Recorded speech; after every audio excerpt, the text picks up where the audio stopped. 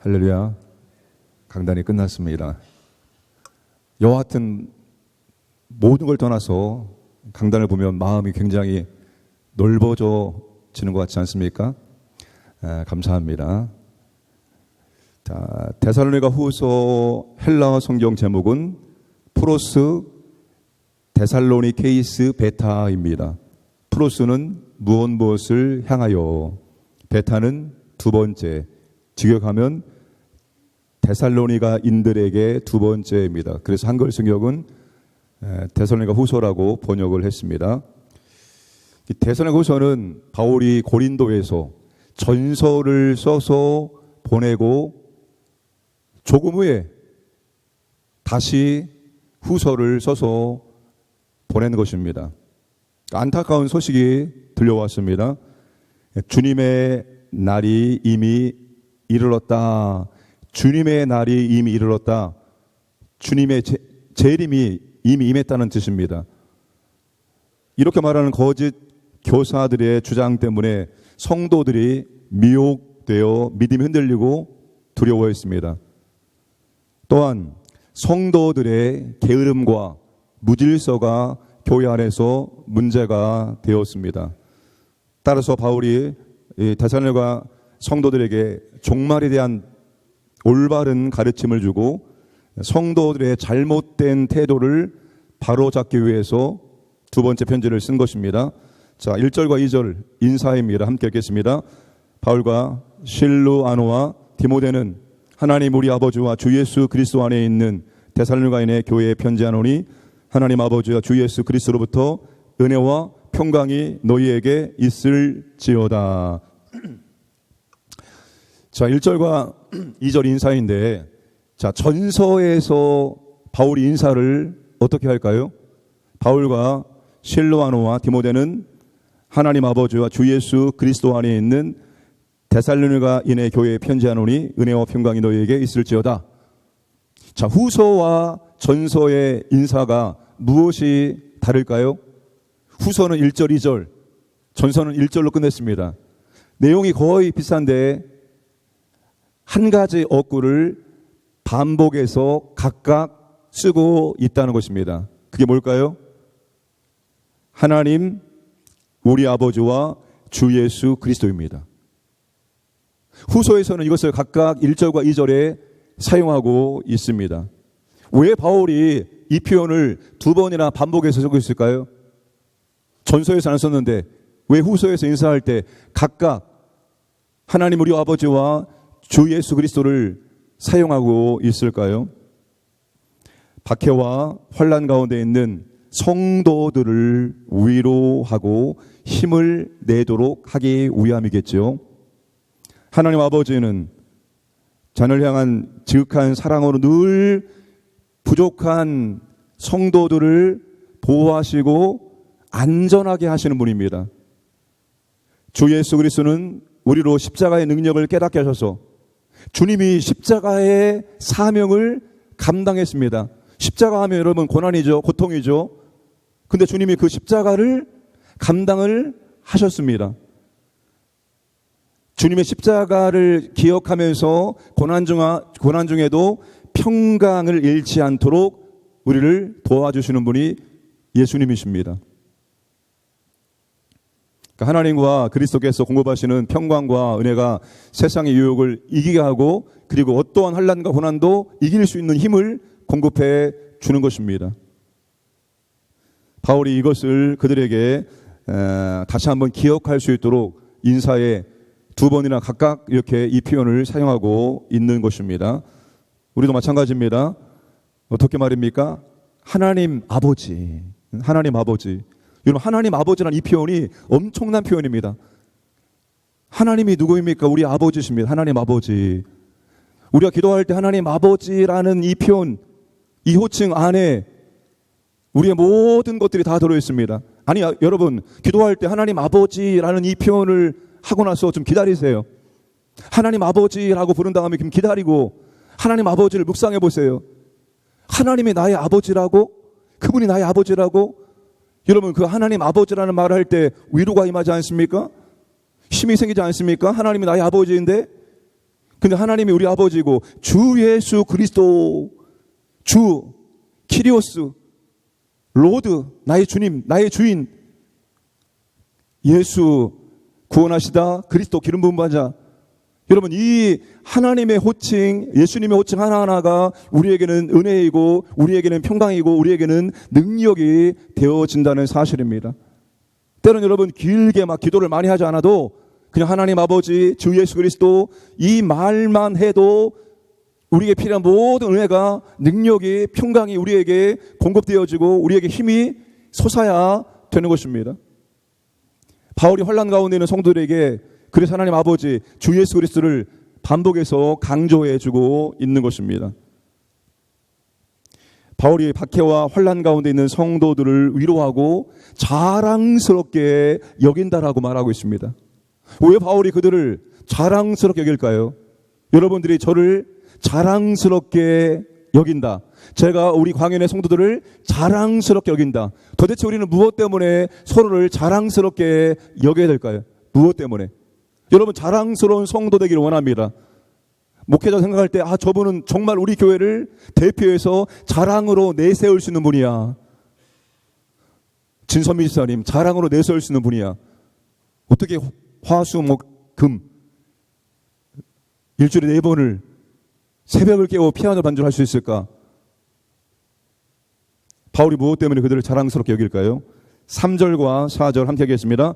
형제들아, 우리가 너희를 위하여 항상 하나님께 감사할지니 이것이 당연함은 너희의 믿음이 더욱 자라고 너희가 다 각기 서로 사랑함이 풍성함이니, 그러므로 너희가 견디고 있는 모든 박해와 환난 중에서 너희 믿음의 인내와 믿음으로 말미암아 하나님의 여러 교회에서 우리가 친히 자랑하노라. 바울이 전서에서 무엇 때문에 하나님께 감사했습니까? 너희들에게 믿음의 역사와 사랑의 수고와 소망의 인내가 있다는 것을 들음으로 바울이 너무나도 너무나 하나님께 감사드렸죠. 그런데 환난과 핍박 속에서 믿음은 더욱 자라고 사랑은 더욱 더 풍성해지고 인내는 환난과 박해를 견디게 하였습니다. 그들의 믿음과 사랑과 인내가 더욱 더 성장한 것 때문에 바울이 그들을 자랑스럽게 여기고 있다는 사실입니다. 그들의 삶은, 그들의 상황은, 그들의 환경은 핍박과 환난과 어려움 뿐인데 그들의 믿음은 자라고 그들의 사랑은 풍성해지고 그들은 더 어려운 고난을 견뎌내고 있다는 것입니다. 이것 때문에 바울이 다시 하나님께 감사드리고 그들을 자랑스럽게 여긴다라고 말하고 있습니다. 여러분, 바울이 전서 3장 10절과 13절에서 그들을 위해서 무엇을 기도했습니까? 바울이 그들의 믿음을 위해서 기도했습니다. 그들의 믿음이, 그들의 사랑이, 그들의 인내가 더욱더 성장하기를 바울이 그렇게 기도했는데 바울의 기도의 열매가, 바울의 기도의 응답이 이루어진 것을 바울이 지금 또다시 듣게 된 것입니다. 그래서 그들을 자랑스럽게 여기고 있습니다. 사랑하는 여러분, 성도는 문제가 있고 없고를 넘어서 환난이 있느냐 없느냐, 핍박이 있느냐 없느냐, 고난이 있느냐 없느냐, 상황이 좋으냐 나쁘냐, 이 모든 것을 다 넘어서 시간은 지날수록 믿음과 사랑과 인내가 성장해야 한다는 것입니다. 우리가 어떤 상황에 처한다 할지라도 시간이 지나면 믿음이, 사랑이, 인내가 성장해야 한다는 것입니다. 이게 중요한 것입니다. 이게 중요한 거예요.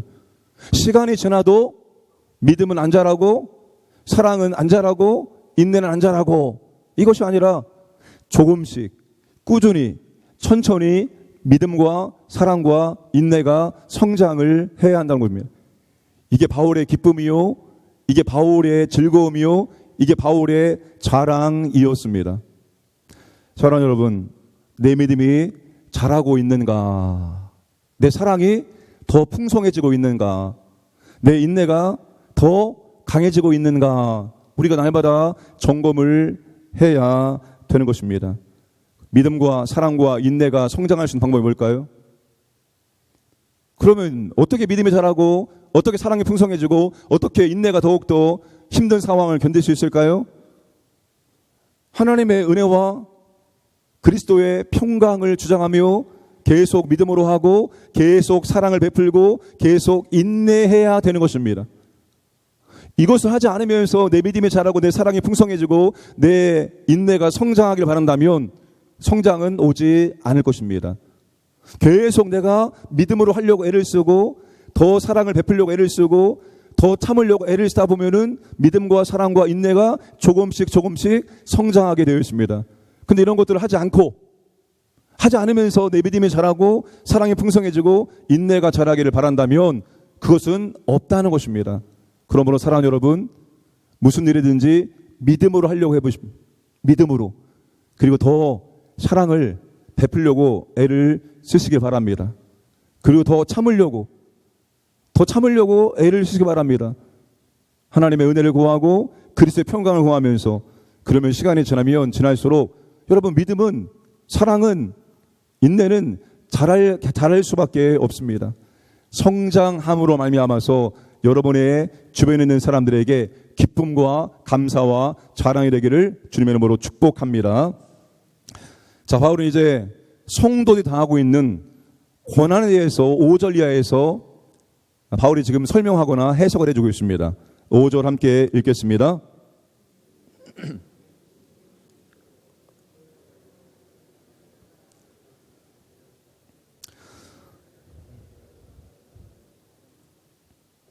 여러분, 바울이 저렇게 힘들고 어려운데 믿음으로 고난과 환난과 핍박을 견디는 성도들을 보고, 그리고 그 성도들을 여러 가지로 막 힘들게 만들고 괴롭게 만들고 핍박을 가하는, 환난을 가하는 그 사람들을 보고 무엇을 발견했는고 하면 하나님의 공의로운 심판의 표를 발견하게 되었습니다. 어떻게 저렇게 힘들고 어려운데도 불구하고 믿음으로 환난과 핍박을 견디어낼 수 있을까? 도대체 무슨 잘못했다고 저 사람들은 저렇게 예수 믿는 사람들을 핍박하고 환난을 가하고 힘들게 만들까? 이 두 사람의 삶을 보면서 바울은 하나님의 공의로운 표를 발견하게 된 것입니다. 그들이 믿음 가운데에서 저 고난을 믿음으로 감당해내는 것은 당연히 하나님의 은혜이죠. 하나님의 능력이 임한 것입니다. 그들이 그 고난을 감당해내면서 어떻게 되어집니까? 하나님 나라에 합당히 여기는 사람으로 변화되어지고 성장하고 있다는 것입니다. 저 고난은 저들이 영광에 이르는 과정이구나, 이것을 보게 된 것입니다. 그리고 예수 믿는 사람들을 힘들게 만들고 고난을 가하고 환난을 만드는 저 사람들은 반드시 하나님의 심판이 임하게 된다. 이걸 바울이 그 두 사람들의 상반된 삶의 모습을 통해서 하나님의 공의로운 표를 발견하게 된 것입니다. 여러분, 성도의 고난은 하나님 나라에 합당한 자로 단련시키기 위함입니다.